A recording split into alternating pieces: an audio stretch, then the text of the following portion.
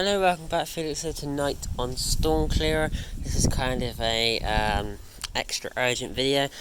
So a low pressure system is moving in at a much quicker rate than it originally should have, which is why we're seeing both weather fronts smash into the backside of each other.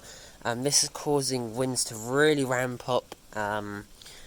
Winds were originally supposed to be around 40 miles per hour, quite averagely across the UK, which is why I issued the yellow wind and rain warning for the entirety of the UK. But I'm now going to be upping that wind warning, and I'm now going to be upgrading it to an amber for Devon and Cornwall, the south coastline of the southwest, south and southeast of England, and the south, so the eastern side of southern England.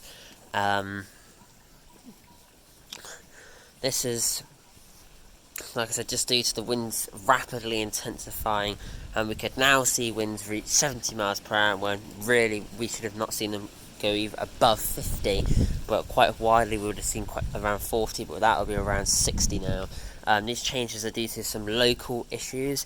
We're having lots of road signage blow down, we're having buildings starting to collapse, we are having trees start to split, tree branches starting to come down, quite a substantial amount of river flooding, which is leading to certain houses being washed away, and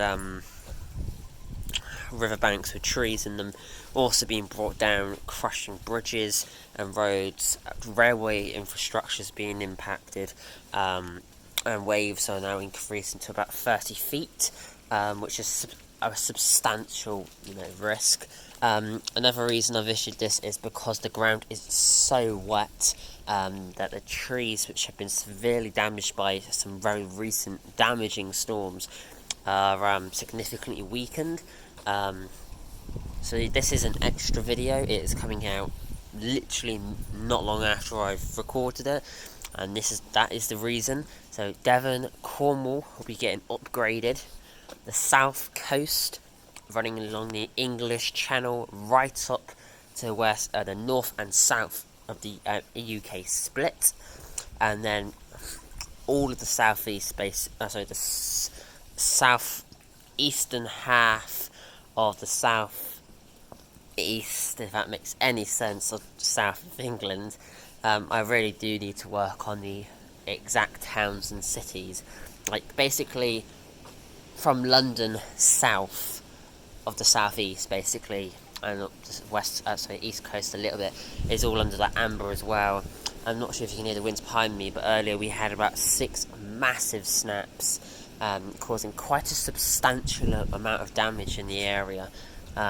Winds here are topping out about 55, and generally when it's so wet like this, 50 is the point where I go, we might need to start issuing an amber, and winds are meant to ramp up quite a bit overnight. Here could reach 65, and I know that's not a massive increase, but in 2 hours, the wind's going from it increases 2, then it increases 8 at a minimum, and that's if the storm doesn't even pick up its pace even more.